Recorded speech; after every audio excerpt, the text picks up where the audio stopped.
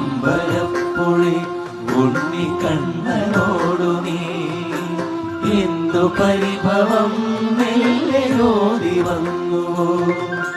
കൽവിളക്കുകൾ പാടി മിന്നി നിൽക്കവേ എന്തു നൽകുവാനിന്നെ കാത്തു നിന്നു നീ. തൃപ്രസാദവും മൗന ചുംബനങ്ങളും പങ്കുവയ്ക്കുവാനോടി വന്നതാണു ഞാൻ.